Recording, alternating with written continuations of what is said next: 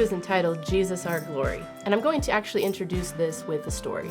A couple of years ago, I was up on the Navajo Nation here in Arizona for Turkey Day, peeling potatoes at 2 in the morning with a Navajo elder woman who practices indigenous spirituality and told me in no uncertain terms that she wants nothing to do with Christianity.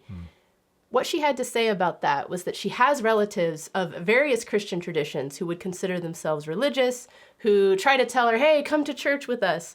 And she said, I tell them, I want nothing to do with your religion, because your religion will have you in church on Sunday and living like hell the rest of the week. I'm a Navajo woman, and what we Navajo have is a whole way of life, a whole lifestyle that connects us to our Creator through everything. And I thought to myself, wow, what an indictment. And what has gone wrong that that's the case? And I think most of us as Christians would have to admit that that's often the case. So this chapter is really about recentering Jesus as our glory, as the thing that we're made to long for with everything that's in us. And what that does, when we put Jesus as the center, and we take into account the fact that Paul says that as we behold his glory, we're being transformed into the same glory from one degree of glory to another, right? Into the same image. I think that what we come away with is a sense of not just that, oh, I'm so glad I get to go to heaven one day, but that one day I'm going to be with Jesus. I'm going to be united with Jesus in a way that I'm not now. And in the meantime, everything within me longs to experience that glory of Jesus.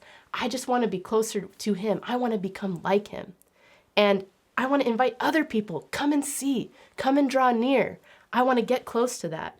So it doesn't let me off the hook, right? It doesn't let me be in church on Sunday and live like hell the rest of the week.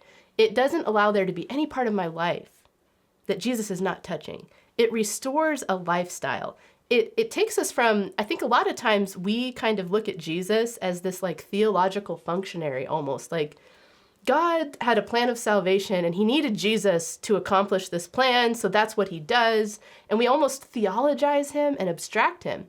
When Jesus is actually saying, I am the way to live. I'm a teacher, I'm a king, and I am the lifestyle.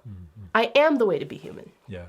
And in the book of Ephesians, Jesus as the king shows up 46 times. And here's how. It's in the word Christ. The word Christ occurs 46 times in the book of Ephesians. And the word Lord occurs 19 times. So Jesus is a towering figure in this letter. And he's at the center of Ephesians 2. His cross and resurrection, what he does for us to reconcile us to himself and to hostile others. Jesus is our glory. He's our very source of honor.